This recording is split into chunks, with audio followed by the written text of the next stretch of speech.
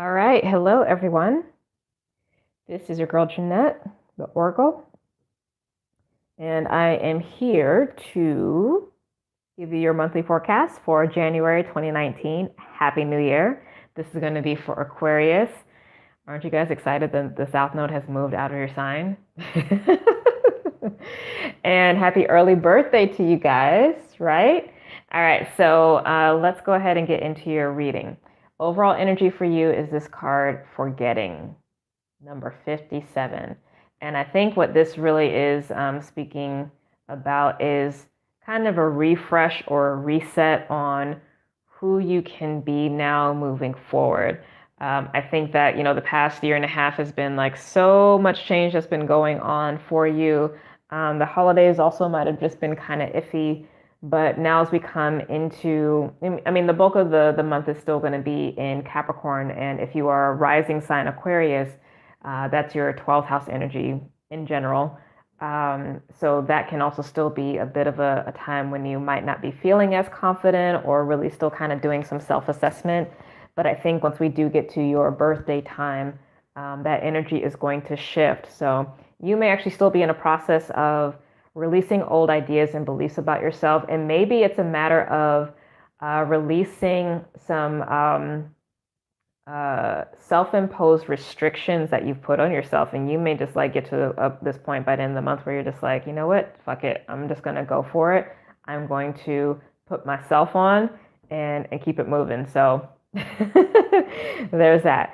Now, in terms of relationships, those of you who are already in committed partnerships, we have the card of New.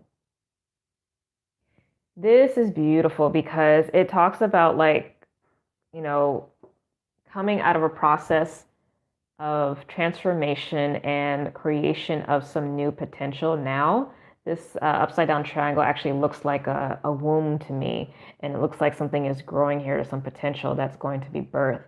So, you may feel like there is some shifts and adjustments that are happening in your current bond right now that is going to be birthing something new. So that's really beautiful, especially if you guys recently had a rough patch. I think whatever that energy is going to be healing. And because that is, relationships is like the opposite sign to you, Leo. Leo obviously went through a lot of transformation. So now you may really be able to see some different energy kind of come through.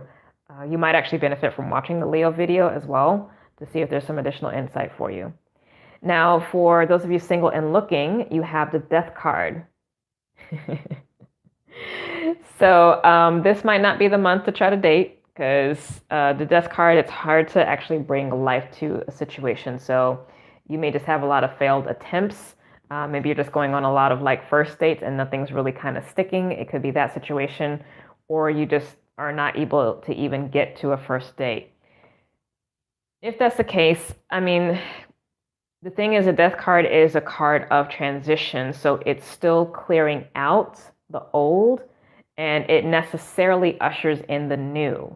And again, if you're still in that process of transitioning from the old cycle into the new cycle, as you come into your solar return, that's a natural consequence. So don't beat yourself up over it. Don't take that to heart as an indication of there's something being wrong with you.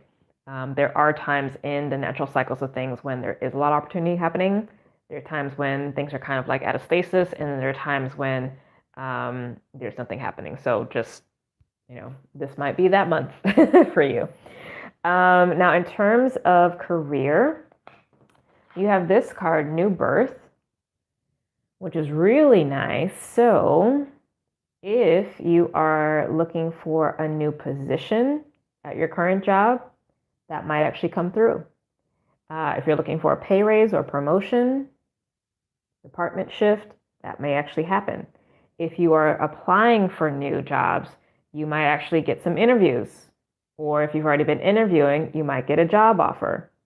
So this is really positive for that if you're looking to make some shifts and changes, whatever that may look like. And then, of course, if you work for yourself, you may actually have some really innovative idea that kind of drops in. It's like maybe it's going to be like